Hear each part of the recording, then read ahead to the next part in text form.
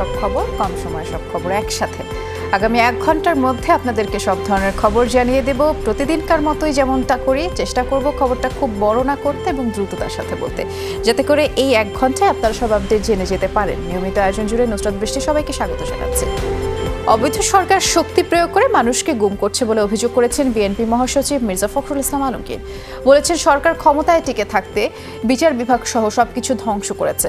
দুপুরে জাতীয় প্রেস ক্লাবের সামনে আন্তর্জাতিক গুম দিবস উপলক্ষে মায়ের ডাক আয়োজিত এক মানববন্ধনে এসব কথা তিনি বলেছেন। আরও বলেছেন, গুম হওয়া অসহায় পরিবারগুলোর দায়িত্ব কে নেবে? বাংলাদেশের মানুষের কাছে গুম শব্দটি পরিচিত ছিল না। এই ফ্যাসিবাদী সরকার ক্ষমতা দখলের পর থেকে এই শব্দটি চালু হয়েছে। যারাই একটু প্রতিবাদী তাদেরই স্তব্ধ করে দেওয়া হয়। গণতান্ত্রিক অধিকার আদায়ের জন্য যখন কেউ আন্দোলন করে তখনই তাকে গুম করে দেওয়া হয়। মানববন্ধনে গুমের শিকার ব্যক্তিদের ফিরিয়ে দিতে সরকারের প্রতি আহ্বান জানান স্বজনরা।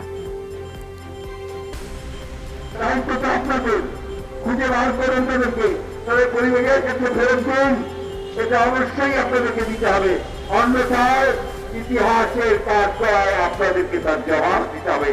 জনগণের আদালতে আপনাদেরকে তার বিচার করা হবে।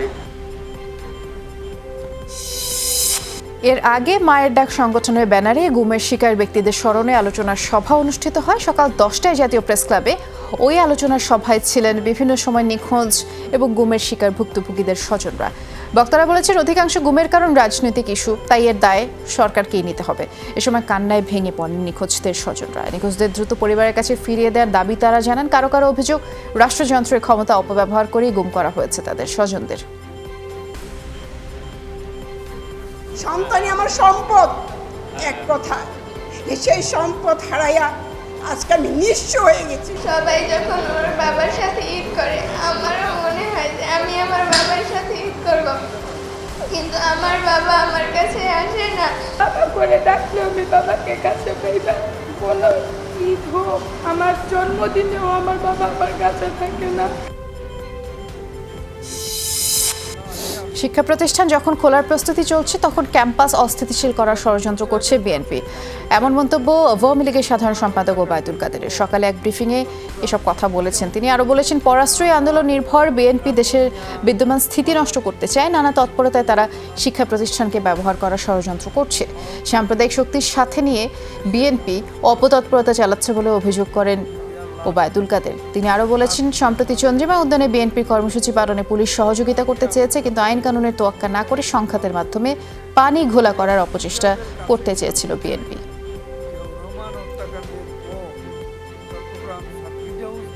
করোনার ক্ষতি কাটিয়ে শিক্ষা কার্যক্রম এগিয়ে নিতে ছাত্র শিক্ষকগণ যখন প্রস্তুতি নিতে শুরু করেছে, তখন ঠুনকো অজুহাতে ক্যাম্পাসকে অস্থিতিশীল করার নোংরা রাজনীতি শুরু করেছে বিএনপি।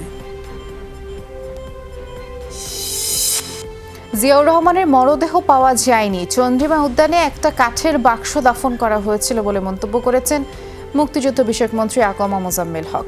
দুপুরে জাতীয় প্রেস ক্লাবে বঙ্গবন্ধু প্রজন্ম কেন্দ্রীয় সংসদ আয়োজিত জাতীয় শোক দিবস উপলক্ষে আলোচনা সভায় এমন মন্তব্য করে তিনি বলেছেন, চন্দ্রিমা উদ্যানে কোনো মতেই জিয়াউর রহমানের কবর নেই। বিএনপি দাবি করলে তাদের প্রমাণ দেওয়ার আহ্বান জানিয়ে মন্ত্রী বললেন, লাশের ছবি যদি নাও থাকে, বিজ্ঞানকে তো কেউ অস্বীকার করতে পারবে না। কবরে কিছু থাকলে ডিএনএ টেস্ট করলে পাওয়া যাবে।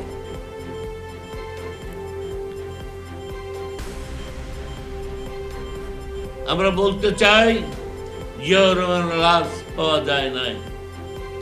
সেখানে এই কফিনের মধ্যে কি ছিল, কি কোনো মানুষ ছিল না অন্য কিছু ছিল, সেটা আল্লাহ মালুম, জানি না। একটা কাঠের বাক্স সেখানে আপনারা দাপন করেছে। যদি কোনো কিছু থেকে থাকে, ডিএনএ টেস্ট করে প্রমাণ করুন। দেশকে অস্থিতিশীল করতে বিএনপি আবারও রাজপথে নামার হুমকি দিচ্ছে বলে অভিযোগ করেছেন আওয়ামী লীগের যুগ্ম সাধারণ সম্পাদক মাহবুবুল আলম হানিফ। তিনি বলেছেন, রাজপথে নামলে জনগণই তাদের প্রতিহত করবে। শোক দিবস উপলক্ষে রাজধানীর মিরপুরে মহানগর আওয়ামী লীগ আয়োজিত অসহায়দের খাবার বিতরণ অনুষ্ঠানে এসব কথা তিনি বলেছেন। চন্দ্রিমা উদ্যানে জিয়াউর রহমানের কবর নেই জেনেও দলটি নাটক করছে বলেও মন্তব্য মাহবুবুল আলম হানিফের।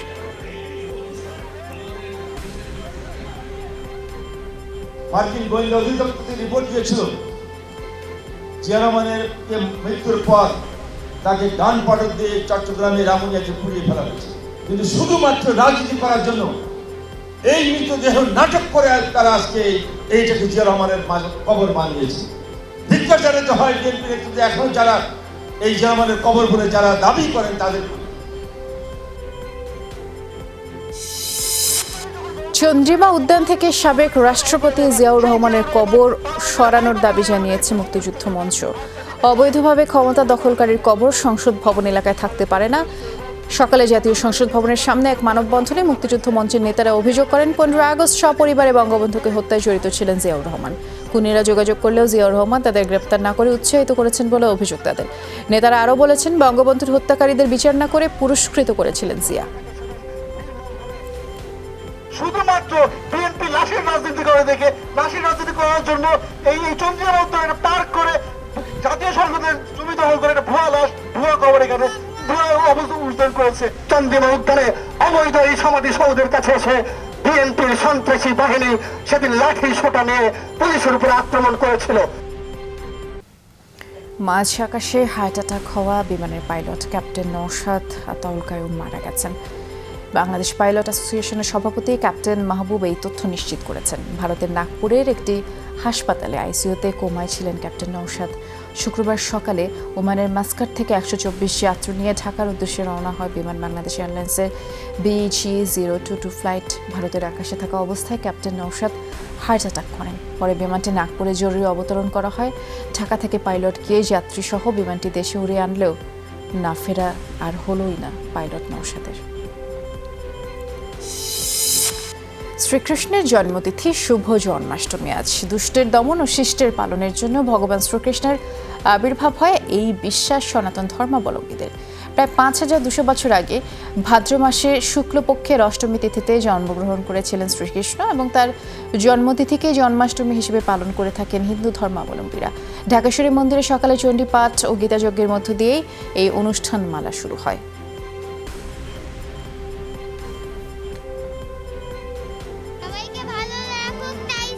কোভিডের ভিতর থেকে পার করছি, এটার জন্য সবার জন্য আমরা রোগ মুক্তি কামনা করছি। আমরা আবার যেন স্বাভাবিক জীবনযাত্রায় ফিরতে পারি এই প্রার্থনাই আসলে করছি। অধর্মের অভ্যুত্থান হয়, ভগবান শ্রীকৃষ্ণ বলছেন আমি তখনই আত্মমায়ার দ্বারা নিজেকে সৃষ্টি করি। ভক্তদেরকে বলেছি যে শোভাযাত্রা করা যাবে না, মন্দির বঙ্গনের মধ্যে এই সমস্ত ধর্মীয় যেটা আছে আনুষ্ঠানিকতা সরকারের স্বাস্থ্যবিধি মেনে সীমাবদ্ধ রাখতে হয়। সমস্ত দেশবাসীর কল্যাণের জন্য আমরা গীতা যজ্ঞ করছি এবং একই সাথে বিশ্ব যাতে করোনা মুক্ত হয় সেই জন্য আমার এই গীতা যজ্ঞ। ধর্মীয় সংখ্যালঘুদের উপর নির্যাতনকারীদের কোনো রাজনৈতিক পরিচয় নেই, তারা দুর্বৃত্ত। এদের বিরুদ্ধে কঠোর ব্যবস্থা নেওয়ার কথা বলেছেন আওয়ামী লীগের সাধারণ সম্পাদক ওবায়দুল কাদের। ভার্চুয়াল মাধ্যমে আরও যোগ দিয়েছিলেন বাংলাদেশে নিযুক্ত ভারতীয় রাষ্ট্রদূত বিক্রম দোরাইস্বামী। তিনি বিকেলে ঢাকেশ্বরী মন্দিরে জন্মাষ্টমীর অনুষ্ঠানে যোগ দিয়ে সনাতন ধর্মাবলম্বীদের শুভেচ্ছাও জানান ওবায়দুল কাদের। তখন তিনি বলেন, সম্প্রীতির এই দেশে কোনো সাম্প্রদায়িক অপশক্তির জায়গা হবে না। ধর্মের নামে আজকাল কিছু বিভ্রান্ত মানুষের অপকর্ম আমাদের ব্যথিত করে। শেখ হাসিনার সরকার এই অশুভ শক্তির বিরুদ্ধে আমাদের অবস্থান অত্যন্ত কঠোর। করোনায় দেশে আরও 94 জন প্রাণ হারালেন আর 3724 জন শনাক্ত হয়েছে। এ নিয়ে মোট 26,109 জন দেশে প্রাণ হারালেন। পরীক্ষা অনুপাতে শনাক্তের হার 12.7%। 30,855টি নমুনা পরীক্ষা করা হয়েছে। এ পর্যন্ত মোট 14,97,261 জন কোভিড রোগী দেশে শনাক্ত হয়েছে। 6,186 জন সহ মোট 14,21,883 জন সুস্থ হয়েছে। মৃত 94 জনের মধ্যে পুরুষ 45 জন, নারী 49 জন। বিভাগভিত্তিক প্রাণহানি হিসেবে ঢাকায় সর্বোচ্চ 43 জন প্রাণ হারিয়েছেন। এরপরে চট্টগ্রাম 27, সিলেট 7, রাজশাহী 6, খুলনা 5, ময়মনসিংহ 4, বরিশাল ও রংপুর 1 জন করে প্রাণ হারিয়েছেন।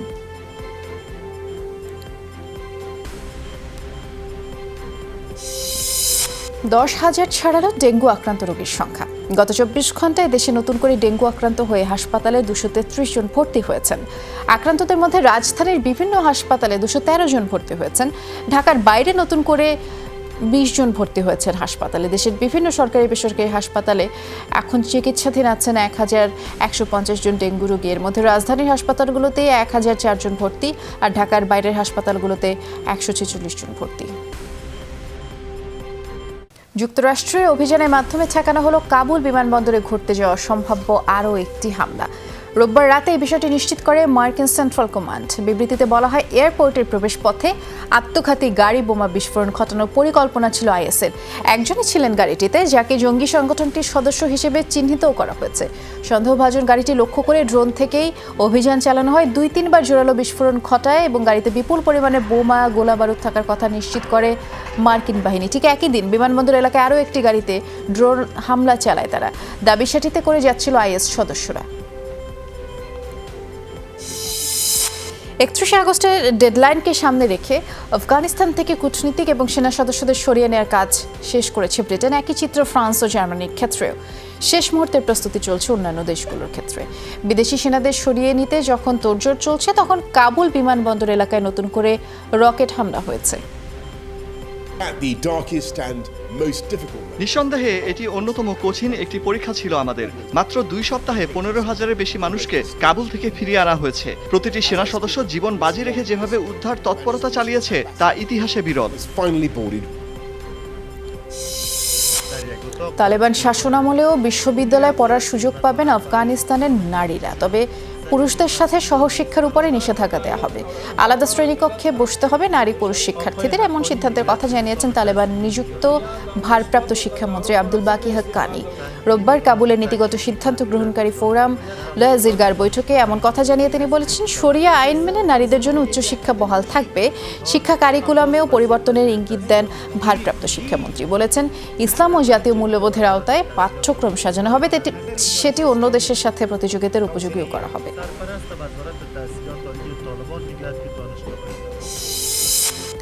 আফগান সীমান্তে গোলাগুলিতে 2 পাকিস্তানি সেনা নিহত হয়েছে। রোববার বিষয়টি নিশ্চিত করে পাকিস্তানের সেনা সদর। এতে বলা হয়, খাইবার পাখতুনখোয়ার বাজৌর জেলায় এই ঘটনা ঘটে। আফগান সীমান্তের ওপার থেকে হামলাকারীরা গুলি করে। নিরাপত্তা চেকপোস্ট লক্ষ্য করে চালানো এই হামলায় 2 জন নিহত, 3 জন আহত হয়। আর এ সময় পাল্টা জবাব দেয় পাকিস্তানি সীমান্তরক্ষী বাহিনীও। 3 হামলাকারীর মৃত্যু হয় তখন।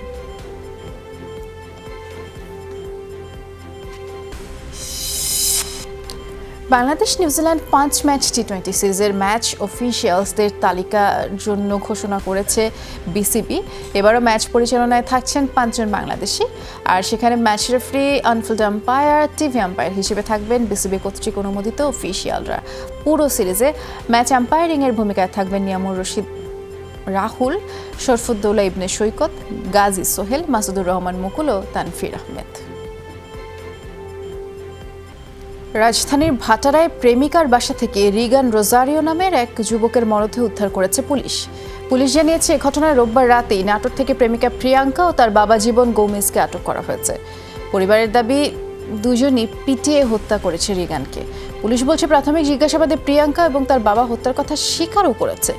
রিগান গুলশান ডিএনসিসি মার্কেটের একটি মুদি দোকানে কাজ করত। গত শুক্রবার কাজে বের হওয়ার পর রাত 9টায় পরিবারকে ফোনে জানায় যে দাওয়াত খেয়ে সে ফিরবে। এরপর আর ফেরেনি রিগান।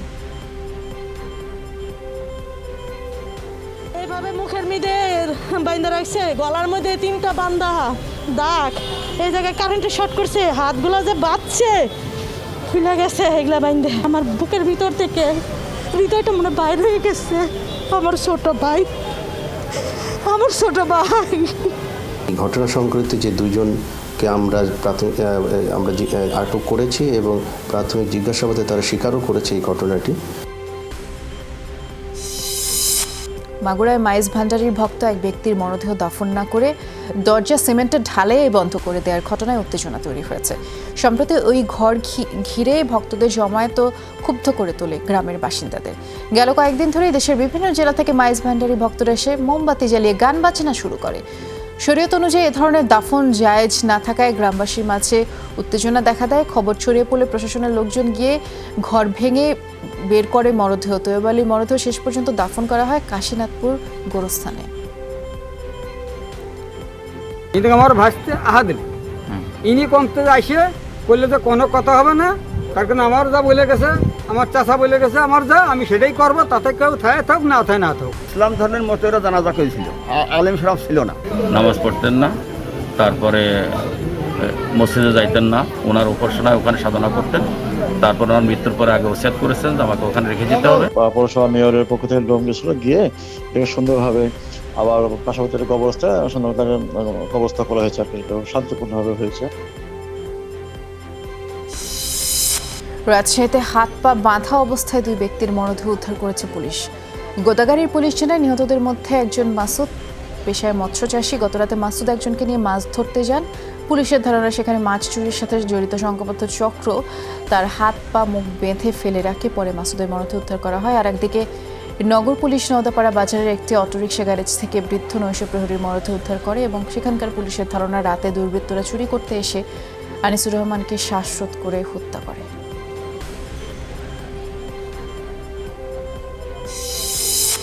চুয়াডাঙ্গার জীবননগরে লাইনচ্যুত হওয়া তেলবাহী ট্রেনের 5টি ট্যাঙ্কার উদ্ধার করা হয়েছে। 12 ঘন্টা পরে স্বাভাবিক হয়েছে খুলনার সাথে সারা দেশের রেল যোগাযোগ।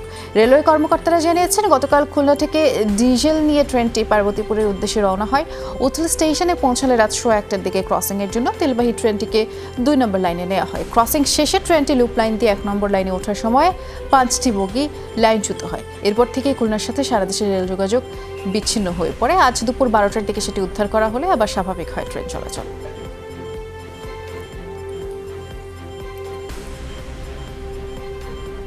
দুর্ঘটনার পরপরই আমাদের 5 সদস্য বিশিষ্ট একটি বিভাগীয় কর্মকর্তাগণের সমন্বয়ে কমিটি গঠন করা হয়।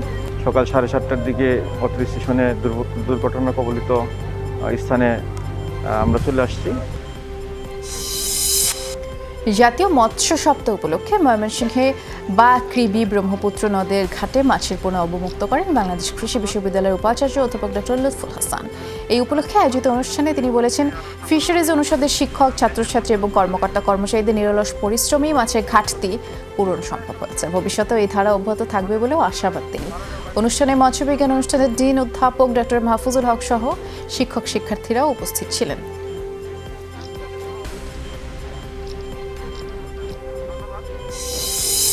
হঠাৎ করে ভাঙন শুরু হয়েছে গোয়ালন্দের দৌলতদিয়া ফেরিঘাট এলাকায়।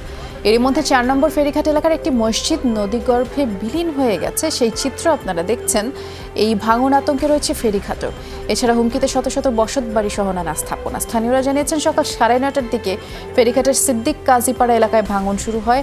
এর মধ্যে অন্তত অর্ধশত বসত বাড়ি সেখান থেকে সরিয়ে নেওয়া হয়েছে এবং এই ভাঙনের হাত থেকে ঘাট রক্ষায় বিআইডব্লিউটিএ আপাতত বালুর বস্তা ফেলে পরিস্থিতি নিয়ন্ত্রণের চেষ্টা করছে। করোনায় লকডাউনে ছন্দপতনের পরে আবারও মাঠে ফিরেছে নওগাঁর আলোচিত বদলগাছি নারী হ্যান্ডবল দলের খেলোয়াড়রা। তবে অনুশীলন বন্ধ থাকায় দল ছেড়ে গেছেন বেশ কয়েকজন সিনিয়র খেলোয়াড়। এই মুহূর্তে সংকট কমেছে অনেকটাই। আসন্ন অনূর্ধ্ব-17 জাতীয় হ্যান্ডবলের সাফল্য অর্জনে পুরো দমে অনুশীলন চলছে। নওগাঁর নারী হ্যান্ডবল দলের খেলোয়াড়দের ঘাটতি পূরণ করে দলে গতি ফেরাতে মরিয়া খেলোয়াড় কোচ সহ সংশ্লিষ্ট সবাই। কঠোরভাবে প্র্যাকটিস করতেছি, যদিও আমাদের একটু কষ্ট হচ্ছে, তারপরেও আমরা মেনে নিয়ে প্র্যাকটিসটা করতেছি। বর্তমানে কিপারের জায়গাটা অনেক ভালো আছে, আর প্লেমেকার আর উইংস 2 উইংস আর 9 একটু নর্মাল আছে। এই দলের মোটামুটি মেয়েরা যদি প্র্যাকটিস করে, আমি মনে করব আগামীতে যে অনুষ্ঠান টুর্নামেন্ট হচ্ছে সেখানে আমার একটা ভালো ফলাফল আশা। আন্তর্জাতিক অ্যাকর্ড গঠনের ঘোষণায় তীব্র ক্ষোভ প্রকাশ করেছে পোশাক খাতের শীর্ষ সংগঠন বিজিএমবিএ। এর সাথে দেশে চলমান আরএমজিএ সাস্টেনেবল কাউন্সিল আরএসসির কোনো সম্পর্ক নেই বলেও সংস্থাটি দাবি করেছে। রোববার এই ইস্যুতে প্রেস বিজ্ঞপ্তি পাঠায় বিজিএমবিএ। এতে বলা হয়, আরএসসি ছাড়া পোশাক খাতের কর্মপরিবেশ নিয়ে আর কারো কোনো কাজ করার অধিকার নেই। এ বিষয়ে স্পষ্ট অনুমোদন আছে সুপ্রিম কোর্টের আপিল বিভাগের। এটিকে অনুমোদন দিয়েছে 2 গুরুত্বপূর্ণ উন্নয়ন সহযোগী আইএলও এবং ইইউ। তাই আন্তর্জাতিক অ্যাকর্ড চুক্তি আরএসসি দ্বারা বাস্তবায়ন হচ্ছে এমন ঘোষণা বিভ্রান্তিকর। জন্মাষ্টমীর ছুটির কারণে বেনাপোল বন্দর দিয়ে ভারত ও বাংলাদেশের মধ্যে আমদানি রপ্তানি বাণিজ্য বন্ধ রয়েছে। ভারতের Petrapole CNF agent staff welfare অ্যাসোসিয়েশনের সাধারণ সম্পাদক জানিয়েছেন, সরকারি ছুটি থাকায় বন্দরের কার্যক্রম বন্ধ রয়েছে। কাল সকাল থেকে আবার 2 বন্দরের কার্যক্রম শুরু হবে।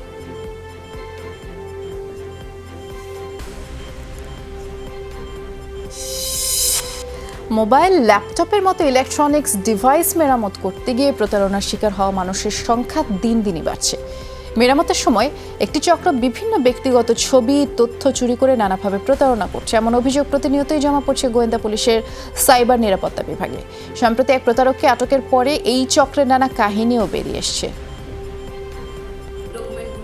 সেগুলো সে সেখান থেকে অ্যাটাচ করে নিয়েছে, যেমন আমার পাসপোর্টের স্ক্যান কপি ছিল, ন্যাশনাল আইডি কার্ড ছিল, আমার সিভি ছিল, আমার বিয়ের ছবি ছিল, এগুলো নিয়ে সে আমাকে হুমকি দিচ্ছিল। হোয়াটসঅ্যাপ খুলে ওই যে ডিভাইসের যে কন্ট্যাক্ট লিস্টের নাম্বারগুলি যেটা যিনি ঠিক মেরামত করতে দিচ্ছেন তার পরিচিত জনদের কাছে পাঠিয়ে সে ব্ল্যাকমেইল করতো। এই তথ্য আমরা প্রাথমিকভাবে জেনেছি। আমরা আরও তদন্তে আমরা আরও খতিয়ে দেখছি। আরও যদি ভিকটিম থেকে থাকে তাহলে আমাদের কাছে যদি আসে আমরা তাদেরকে অবশ্যই আইনগত সহযোগিতা দিব। তিস্তার পানি বৃদ্ধির কারণে শেখ হাসিনার তিস্তা সেতুর পশ্চিম পূর্ব পারের উত্তরাংশে রংপুরের বেশ কিছু ইউনিয়নের অর্ধলাখ মানুষ প্রতি বছর প্রায় 4 মাসই পানির সাথে বসবাস করেন। এ সময়তে দুর্ভোগের কোনো সীমা পরিসীমা থাকে না। ভুক্তভোগী এবং জনপ্রতিনিধিদের অভিযোগ, বছরের পর বছর ধরে ওই এলাকায় একটি বেড়ি বাঁধ নির্মাণের দাবি জানানো হলেও কোনো উদ্যোগ নেওয়া হয়নি। 4-5 মাস থেকে পানিতে খাওয়া খুব কষ্ট করি ধরি। মানুষের অবস্থা তো খুবই খারাপ, ভাত পানি বা চলন টন বাচ্চা কাচ্চা গরু ছাগল নিয়ে কিছু খাওয়া দাওয়া কিছু কি সমাচার, হ্যাঁ এই কষ্ট ফিরে আসি। আমরা একটা ওয়ার গুছি কাটতে পারতেছি না, আমরা কি করি? আমরা খেয়া তো বাঁচতে হবে আমাদের। আজকে সকালে খাই, কালকে আবার হয়তো দেখা যায় রাত্রে খাবার নাই, আবার কালকে সকালে খাই। খান দান তো নাই, ওই যে একবেলা খায় একবেলা নাই। আমরা সরকারের একটা চাউলও চাই না, একটা মুড়িও চাই না, লবণও চাই না, আমরা একটা নদী বাঁধন চাই। পানি উন্নয়ন বোর্ডের একটা দ্বিমুখী আচরণ হচ্ছে যে ওরা প্লেন ল্যান্ডে কাজ করে, ওখানে ভাঙতে দেয় না, কিন্তু চর অঞ্চলে ব্যাপকভাবে চাষাবাদ হয়, মানুষজন এখানে বসবাস করে, এখানে বিদ্যুতের ব্যবস্থা আছে, এখানে স্কুল কলেজ আছে, কিন্তু এই অঞ্চলে কোনো কাজ হয় না। রাজবাড়ির কামারডাঙ্গি এলাকার পদ্মা নদীর মোহনায় ধরা পড়েছে 16 কেজি ওজনের একটি বোয়াল মাছ। সকাল 6টার দিকে জেলে পলাশ হালদারের জালে এই মাছটি ধরা পড়ে। পরে দৌলতিয়া ঘাটের মাছ ব্যবসায়ী সম্রাট শাহজাহান শেখ লাভের আশায় মাছটি কিনে নেন। তিনি জানান, পদ্মার মাছের চাহিদা সবসময়, কিন্তু এত বড় মাছ পাওয়া যায় না। 35,200 টাকায় কেনা বোয়ালটি বিক্রি করা হয় 36,800 টাকায়।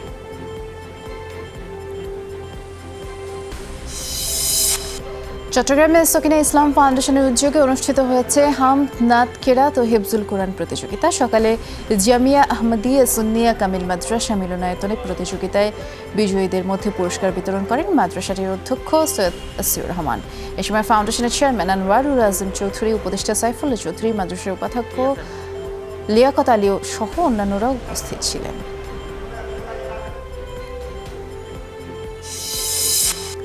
প্রলয়ঙ্করী হারিকেন আইডার তাণ্ডবে বিপর্যস্ত যুক্তরাষ্ট্রের দক্ষিণ পূর্বাঞ্চলীয় রাজ্যগুলো নিউ অরলিন্সে বিদ্যুৎহীন 5 লাখের বেশি বাসিন্দা। সৃষ্টি হয়েছে বন্যা পরিস্থিতি।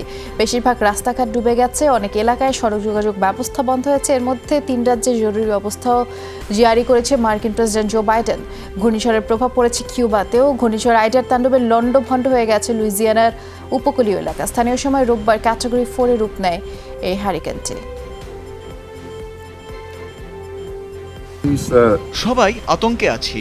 পরিবারের অন্যান্য সদস্যদের নিরাপত্তার জন্য সবাইকে ঘরে রাখা হয়েছে। মূলত প্রতিবেশীর খোঁজ নিতেই বের হয়েছি। এই সময় অবশ্যই একে অপরের পাশে দাঁড়ানো উচিত। এই বছরে বেশ কয়েকবার ঝড়ের কবলে পড়তে হয়েছে আমাদের। পশ্চিমাঞ্চলে তেমন তাণ্ডব না চালালেও এখানে প্রচুর বৃষ্টিপাত এবং ঝড় হচ্ছে। পরিস্থিতি আরও খারাপ হতে পারে। কাবুল বিমানবন্দরে চালানো হামলায় নিহত 13 মার্কিন সেনাকে শেষ শ্রদ্ধা জানালেন প্রেসিডেন্ট জো বাইডেন। রোববার তাদের দেহাবশেষ নেওয়া হয় যুক্তরাষ্ট্রে ডেলাওয়ারের ডোভার বিমান ঘাঁটিতে এক সামরিক অনুষ্ঠানের মাধ্যমে সেনা সদস্যদের দেহাবশেষ পরিবারের কাছে হস্তান্তর করা হয়। শ্রদ্ধা জ্ঞাপনে তাদের কফিনগুলো ঢাকা ছিল জাতীয় পতাকায়। উপস্থিত ছিলেন প্রেসিডেন্ট এবং ফার্স্ট লেডি। গেল সপ্তাহে কাবুল বিমানবন্দর এলাকায় ঘটানো 2 দফা বিস্ফোরণে প্রাণ হারায় 13 মার্কিন সেনা।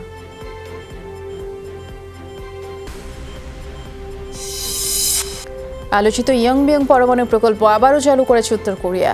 নতুন প্রতিবেদনে জাতিসংঘ জানিয়েছে, গেল জুলাই থেকে প্রকল্পটি চালু থাকার প্রমাণও মিলেছে। জাতিসংঘের পরমাণু বিষয়ক সংস্থা IAEA জানায়, প্রকল্পটিতে প্লুটোনিয়াম তৈরি করা হচ্ছে বলে ধারণা করা হচ্ছে। পরমাণু অস্ত্র তৈরিতে ব্যবহৃত হয় প্লুটোনিয়াম। স্যাটেলাইটের ছবিতে দেখা যায় 1 মাসের বেশি সময় ধরে প্রকল্পটির বিভিন্ন চিমনি থেকে ধোঁয়া বের হতে দেখা যায়। তবে ধারণা করা হচ্ছে গেল 5 মাস ধরেই তৎপরতা চলছে সেখানে।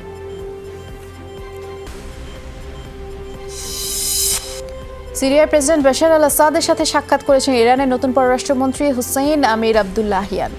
রোববার রাষ্ট্রীয় সফরে দামেস্কে যান তিনি। যুক্তরাষ্ট্র এবং পশ্চিমা বিভিন্ন দেশে আরোপিত নিষেধাজ্ঞা মোকাবেলায় করণীয় নিয়ে আলোচনা করেন দুইজন। অর্থনৈতিক ও বাণিজ্যিক খাতে দ্বিপাক্ষিক সম্পর্ক আরও উন্নয়নের বিষয়েও কথা বলেন এবং পশ্চিমা চাপের মুখে থাকা বাশার আল আসাদের প্রধান মিত্র হিসেবেই বিবেচনা করা হয় ইরানকে।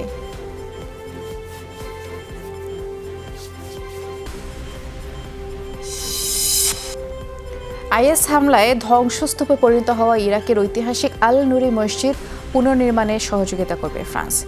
রোববার জঙ্গি গোষ্ঠীটির সাবেক ঘাঁটি হিসেবে পরিচিত মসুল সফরের সময় এই প্রতিশ্রুতি দেন ফরাসি প্রেসিডেন্ট ইমানুয়েল ম্যাক্রন। বলেছেন, সন্ত্রাসবাদ নির্মূলে আঞ্চলিক শক্তির সাথে কাঁধে কাঁধ মিলিয়েই কাজ করবে তার সরকার। মধ্যপ্রাচ্যের নিরাপত্তা এবং শান্তি স্থাপনে ফ্রান্সের পক্ষে যতটা সম্ভব সেটাই করা হবে। কাঁধে কাঁধ মিলিয়ে আঞ্চলিক সরকার এবং ইরাকি প্রশাসনের সাথে সন্ত্রাসবাদ নির্মূলে কাজ করব। জঙ্গি গোষ্ঠীটির ধ্বংস করা ঐতিহাসিক আল নুরি মসজিদের পুনর্নির্মাণেও আমরা আগ্রহী। পেরুর আমাজন নদীতে ইঞ্জিন চালিত দুই নৌকার সংঘর্ষে কমপক্ষে 12 জন নিহত হয়েছে এবং অনেকে আহত হয়েছে। স্থানীয় সময় রোববার এই দুর্ঘটনায় এখনও প্রায় 9 জন নিখোঁজ আছেন। পরে আহতদের উদ্ধার করে স্থানীয় বিভিন্ন হাসপাতালেও ভর্তি করা হয়েছে। দেশটির নৌবাহিনী বলছে, নারী শিশুসহ 80 জন যাত্রী নিয়ে সান মিগুয়েল থেকে আলতো আমাজোনাস প্রদেশের দিকেই যাচ্ছিল নৌকাটি। মাঝপথে অপর একটি নৌকার সাথে সংঘর্ষ হয়। এই দুর্ঘটনায় 60 জনকে জীবিত উদ্ধার করা হয়েছে। কিরগিজস্তানে জাতীয় দলের সাথে যোগ দিয়েছে দুই প্রবাসী ফুটবলার রাহবার ওয়াহিদ এবং তাহমিদ ইসলাম। কোচ জিয়ামির লক্ষ্য তাদেরকে দলের সাথে দ্রুত মানিয়ে নেয়া। কিরগিজস্তানের স্পোর্টস সিটি ফিল্ড মাঠে দ্বিতীয় দিনের মতো আজ অনুশীলনের নামে জামাল তোপুরা। দলের সবাই সুস্থ আছে বলেও জানিয়েছে টিম ম্যানেজমেন্ট। এদিকে এই টুর্নামেন্ট থেকে নিজেদের সেরা ফরমেশন খুঁজে বের করতে কাজ করেছেন জিয়ামিডে আর রাহবার ও তাহমিদ সেরা একাদশে জায়গা করে নিয়ে নিজেদের প্রমাণ করতে চান। আজ তারা দলের সাথে যোগ দিয়েছে। আগামী কয়েকদিন তাদেরকে পরখ করে দেখা হবে। দলের সবাই ভালো করছে অনুশীলনে। সেট পিস নিয়ে আমাদের কাজের জায়গা অনেক। এই ম্যাচগুলো আমাদের জন্য অনেক গুরুত্বপূর্ণ, তাই অনুশীলনে শতভাগ উজাড় করে দিতে হবে সবাইকে। Practice was great. We trained about 3 hours. We're feeling good. সবাই healthy. Just looking forward to the next training and hope I can make my spot in the starting 11. So সবাই আমার জন্য অনেক দোয়া করবেন। আমি চাই যে আরো ভালো খেলা, আমি টপ 11 মধ্যে আমি ঢুকতে পারি এই ফার্স্ট ম্যাচের জন্য। ক্যান্সারে আক্রান্ত হয়ে হাসপাতালে ভর্তি হয়েছেন আইসিসির প্যানেলভুক্ত বাংলাদেশি আম্পায়ার নাদির। দীর্ঘদিন ধরে ফুসফুসের ক্যান্সারে তিনি ভুগছেন। তার ভাই সাবেক অলরাউন্ডার জাহাঙ্গীর শাহ জানিয়েছেন, কয়েকদিন ধরে ঠিকমতো খেতে পারছিলেন না নাদির। দুর্বলতার কারণে অন্যের সাহায্য নিয়ে চলতে হচ্ছিল তাকে। ক্যান্সারের অবস্থা স্থিতিশীল থাকলেও শরীরে প্রোটিনের অভাব মেটানোর জন্য আনোয়ার খান মডার্ন মেডিকেল কলেজ হাসপাতালে ভর্তি করা হয় তাকে। কক্সবাজার বিমানবন্দর সম্প্রসারণের উদ্যোগ পর্যটন খাতে নতুন সম্ভাবনা তৈরি করেছে। সাগরের জল ছুঁয়ে নামবে বিমান, দেশের দীর্ঘতম রানওয়ে, সব মিলিয়ে ভিন্ন এক আবহ। আরও বেশি পর্যটক আকৃষ্ট করবে বলেই মনে করছেন স্থানীয়রা। কক্সবাজারকে ব্যবসা বাণিজ্যের হাব করতে এটি বড় সুযোগও বলছেন তারা। দেশের পর্যটন খাতে গতি সঞ্চারে নানামুখী উদ্যোগের কথাও জানান প্রতিমন্ত্রী। রোববার ভিডিও কনফারেন্সের মাধ্যমে কক্সবাজার বিমানবন্দরের রানওয়ে সম্প্রসারণ কাজ উদ্বোধন করেন প্রধানমন্ত্রী শেখ হাসিনা। দেশি বিদেশি পর্যটক এখানে আসবে, এখানে পর্যটন খাতেরও উন্নতি লাভ করবে। কক্সবাজারকে দিয়েই বাংলাদেশকে চিনবে, কক্সবাজার পর্যটন রাজধানীকে দিয়েই বাংলাদেশকে আমরা ব্র্যান্ডিং করতে পারবো। বিভিন্ন পর্যটক আসবে এখানে কক্সবাজারে, পাশাপাশি এয়ারপোর্ট বেসিস অনেক বিভিন্ন ব্যবসা বাণিজ্য রয়েছে। একটা অর্থনৈতিক গতি, অর্থনৈতিক সঞ্চার এখানে আসবে এই কক্সবাজারকে কেন্দ্র করে। এটি শুধু কক্সবাজারবাসী লাভবান নয়, এই বাংলাদেশের সকল এলাকার মানুষেরা লাভবান হবে।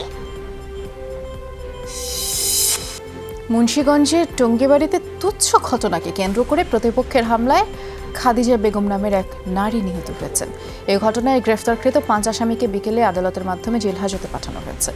পুলিশ জানায়, রোববার সন্ধ্যায় উপজেলার ভিটি মালদা গ্রামে এই ঘটনা ঘটে। আগে থেকেই দুই পরিবারের জমিজমা সংক্রান্ত বিরোধ ছিল। রোববার সন্ধ্যায় খাদিজার রান্নাঘরের ধোঁয়া যাওয়ার অভিযোগে মুক্তার ব্যাপারীর বাড়িতে হামলা চালায় রমজান ও তার পরিবার। এ সময় খাদিজাকে বাঁশ দিয়ে পেটানোর পর পেটে লাথি মারে রমজান। গুরুতর অবস্থা তাকে উদ্ধার করে টঙ্গিবাড়ি স্বাস্থ্য কমপ্লেক্সে নিলে ডাক্তার তাকে মৃত ঘোষণা করেন। এই ঘটনার রাতেই খাদিজার স্বামী মুক্তার 6 জনকে আসামি করে মামলা দায়ের করেন। উচ্ছেদ অভিযানের উল্টো দিকে যেন নির্মম এক বাস্তবতা। দিনাজপুরের ফুলবাড়ির হাট থেকে উচ্ছেদ করা হয়েছে অবৈধ স্থাপনা। অনেক ক্ষুদ্র ব্যবসায়ী সংসার চলত ছোট্ট এই কর্মসংস্থান দিয়েই, কিন্তু মহামারীর এই সময় হঠাৎ করে এমন উচ্ছেদ হওয়ায় দিশেহারা হয়ে পড়েন খেটে খাওয়া সব মানুষ। অবৈধ স্থাপনা উচ্ছেদকে সাধুবাদ জানালেও পেট চালানোর জন্য কর্মসংস্থানের ব্যবস্থা করে দেওয়ার দাবি করছেন তারা। 1 লাখ টাকা ঋণ করে আমি দোকানটা করেছি, এই দোকানটা আমার ভেঙে দেওয়া হয়েছে। আমি চলার গতি খুব খারাপ। আমার কেউ নাই, আমার ভাগিদারি আত্মীয় স্বজন কেউ নাই, আমি কিভাবে সংসার চালাবো? সবকিছু ভেঙে গেলে আমরা খাবো কি করি? তা আমাদের তো কিচ্ছু নাই আর। আমাদের ভেঙে নিয়ে যাওয়া বলছে, আমরা ভেঙে নিয়ে গেছি। এখন আমরা দোকানপাট না করলে, জায়গা না দিলে আমরা কিভাবে বাঁচবো, কিভাবে চলবো? চলাচলের জায়গা রেখে আমাদের পরিকল্পনা হচ্ছে প্রায় 10 শতক জায়গার মধ্যে প্রান্তিক ছোট ব্যবসায়ীদেরকে হাট চান্দিনা ইজারা দেয়। তো সেই হিসাবে প্রায় 20টি হাট চান্দিনা ইজারা প্রদান করা সম্ভব বলে মনে করছি। নারায়ণগঞ্জে শীতলক্ষ্যা, মেঘনা সহ অন্য নদীগুলোতে নৌযান চলাচলে কোনো শৃঙ্খলা নেই। রাতের বেলায় নিষেধাজ্ঞা অমান্য করে অবাধে চলছে বালুবাহী বাল্কহেড, অথচ রাতের বেলায় নৌ দুর্ঘটনার অন্যতম কারণ হিসেবে চিহ্নিত এই বাল্কহেডের বেপরোয়া চলাচল। প্রশাসনের উদাসীনতার কারণে নৌপথে শৃঙ্খলা আসছে না বলে স্থানীয়রা অভিযোগ করছেন। এদিকে শীতলক্ষ্যায় গেল এপ্রিলে লঞ্চ দুর্ঘটনায় 34 জন নিহতের মামলায় এখনো তদন্তই শেষ করতে পারেনি পুলিশ।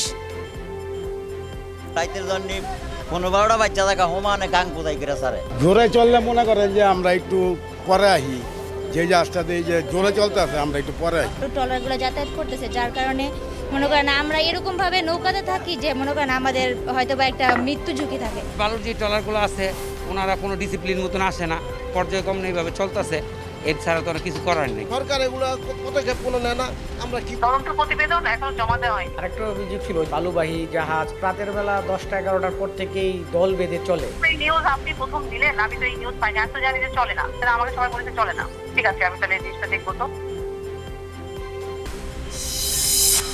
বঙ্গবন্ধুকে সপরিবারে হত্যার পাশাপাশি মুক্তিযোদ্ধাদের হত্যার সাথেও জিয়াউর রহমান জড়িত ছিলেন বলে মন্তব্য করেছেন চট্টগ্রাম 8 আসনের সংসদ সদস্য মোসলেম উদ্দিন আহমদ। চট্টগ্রাম প্রেস ক্লাব মিলনায়তনে মুক্তিযোদ্ধা সমন্বয় পরিষদ দক্ষিণ জেলা শাখা আয়োজিত আলোচনা সভায় এমন মন্তব্য করে তিনি বলেছেন, অবৈধভাবে ক্ষমতা দখলের পর মুক্তিযোদ্ধাদের দমন এবং খুনি ও স্বাধীনতা বিরোধীদের পুরস্কৃত করে বাংলাদেশকে পাকিস্তানি ভাবধারায় ফিরিয়ে নিতে চেয়েছিলেন জিয়া।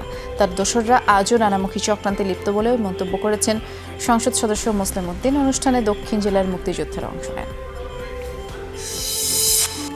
খাগড়াছড়ির পানছড়িতে চাঁদা না পেয়ে একের পর এক ফলদ বনজ গাছের বাগান ধ্বংসের প্রতিবাদে মানববন্ধন হয়েছে। সকালে আয়োজিত এই কর্মসূচিতে অংশ নেন ক্ষতিগ্রস্ত কৃষক, স্থানীয় জনপ্রতিনিধি সহ গণ্যমান্য ব্যক্তিরা। বক্তারা অভিযোগ করেন, আঞ্চলিক সংগঠনগুলোর চাঁদাবাজিতে অতিষ্ঠ এলাকার ব্যবসায়ী, কৃষক সহ বিভিন্ন শ্রেণী পেশার মানুষ অবিলম্বে জড়িতদের আইনের আওতায় আনার দাবিও জানিয়েছেন তারা। চাঁদা না পেয়ে গত 26 আগস্ট রাতে কয়েকটি বাগানের আম গাছ, সেগুন গাছ কেটে ফেলে সন্ত্রাসীরা।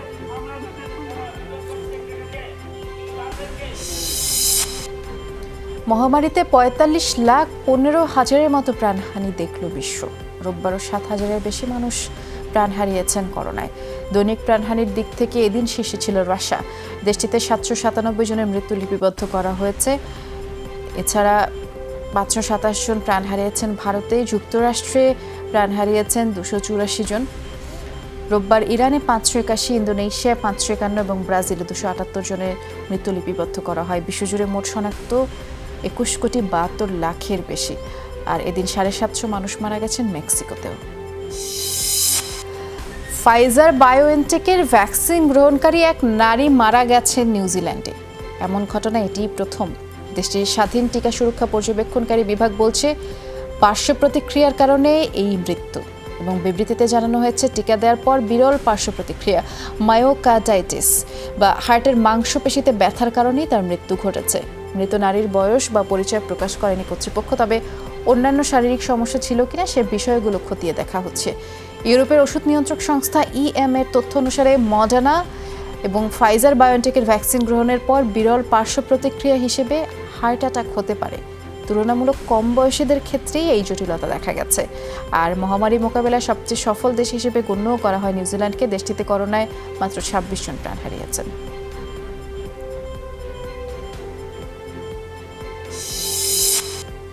জনসংখ্যার তুলনায় বিশ্বের সবচেয়ে বেশি করোনার ভ্যাকসিন প্রয়োগকারী দেশ সিঙ্গাপুর।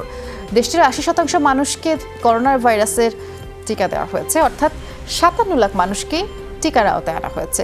এক ফেসবুক পোস্টে এই তথ্য নিশ্চিত করেছেন দেশটির স্বাস্থ্যমন্ত্রী। জানিয়েছেন, দ্রুত সময়ে জনগণের জন্য পূর্ণাঙ্গ ডোজ নিশ্চিত করা ছিল বড় চ্যালেঞ্জ।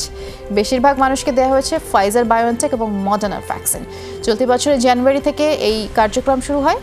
সিঙ্গাপুর ছাড়াও দেশের 70% মানুষের টিকা নিশ্চিত করতে পেরেছে সংযুক্ত আরব আমিরাত, উরুগুয়ে এবং চিলি। সিঙ্গাপুরে এ যাবৎকালে করোনা রোগী শনাক্ত হয়েছে 67,000, মৃত্যু হয়েছে মাত্র 55 জনের।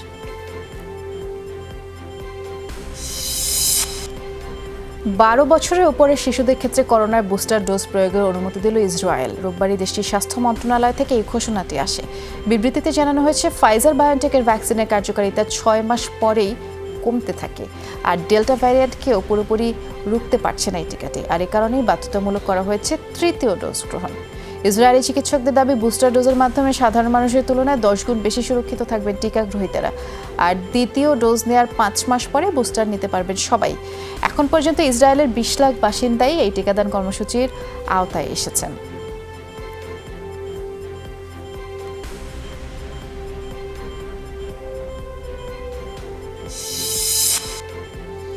ভারতের কেরালায় করোনার প্রাদুর্ভাব বাড়তে থাকায় রাজ্যটিতে জারি করা হয়েছে রাত্রিকালীন কারফিউ। আবারও দেয়া হলো সাপ্তাহিক লকডাউন। গোটা ভারতে সংক্রমণ কমলেও দক্ষিণাঞ্চলীয় রাজ্যটিতে আশঙ্কাজনক হারেই তা বাড়ছে। স্বাস্থ্য মন্ত্রণালয়ের তথ্য বলছে, ভারতে নতুন শনাক্ত হওয়া রোগী 70% কেরালায়। এরই প্রেক্ষিতে এই লকডাউনের ঘোষণা দিল কর্তৃপক্ষ। ইন্দোনেশিয়া 1 বছরের বেশি সময় পরে খুলে দেওয়া হলো শিক্ষা প্রতিষ্ঠান। সোমবার থেকে চালু হয় রাজধানী জাকার্তা এবং আশপাশে 6 শতাধিক স্কুল। তবে শিক্ষার্থীদের শ্রেণীকক্ষে প্রবেশের আগে স্বাস্থ্যবিধি মেনে হাত ধুতে হবে, ক্লাস চলাকালীন সময়েও মাস্ক পরতে হবে, এমনকি 50 ভাগ শিক্ষার্থী নিয়ে 2 শিফটে ক্লাস করাতে হবে। শিক্ষকদের সবাইকে ভ্যাকসিন নেওয়া বাধ্যতামূলক করা হয়েছে। জাকার্তা এডুকেশন এজেন্সি বলছে, গেল জুনে স্কুল খোলার পরিকল্পনা থাকলেও সংক্রমণ না কমায় সেটি আর সম্ভব হয়নি। পশ্চিমবঙ্গের প্রখ্যাত কথা সাহিত্যিক বুদ্ধদেব গুহ মারা গেছেন। করোনায় আক্রান্ত হবার পর তার শ্বাসকষ্ট সহ শারীরিক বিভিন্ন জটিলতা দেখা যায়। স্থানীয় সময় রোববার রাতে কলকাতার একটি হাসপাতালে চিকিৎসাধীন অবস্থায় মারা যান তিনি। হাসপাতাল কর্তৃপক্ষ জানিয়েছে, শ্বাসকষ্টজনিত সমস্যার পাশাপাশি বুদ্ধদেবের মূত্রনালীতেও সংক্রমণ ধরা পড়েছিল। এছাড়া তার লিভার, কিডনিতেও সমস্যা ছিল। তার মৃত্যুতে শোকস্তব্ধ সংস্কৃতি জগৎ। 85 বছর বয়সী বুদ্ধদেব গুহর প্রথম উপন্যাস জঙ্গলমহল।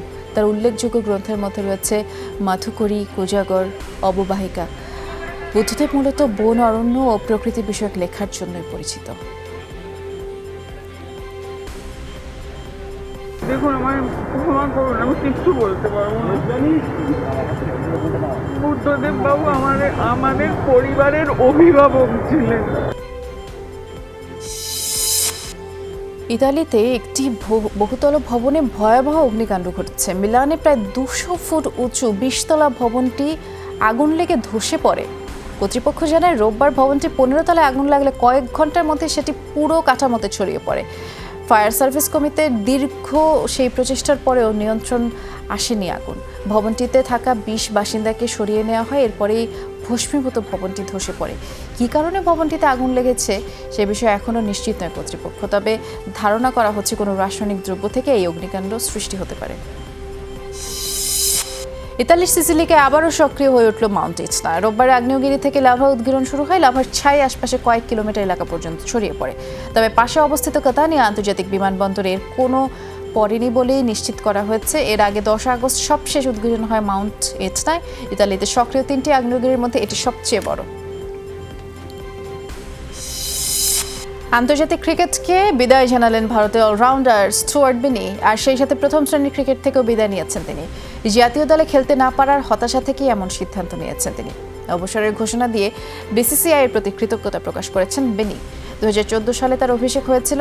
2016 সালের পর থেকে দেশে হয়ে আর মাঠেই নামা হয়নি এই অলরাউন্ডারের। এর আগে ভারতের হয়ে 6টি টেস্ট, 14টি ওয়ানডে, 3টি টি20 খেলেছেন 37 বছর বয়সী বেনি। 2014 সালে বাংলাদেশের বিপক্ষে মাত্র 4 রানের খরচায় নিয়েছিলেন 6 উইকেট, যা এখন পর্যন্ত ওয়ানডেতে ভারতের হয়ে সেরা বোলিং ফিগার।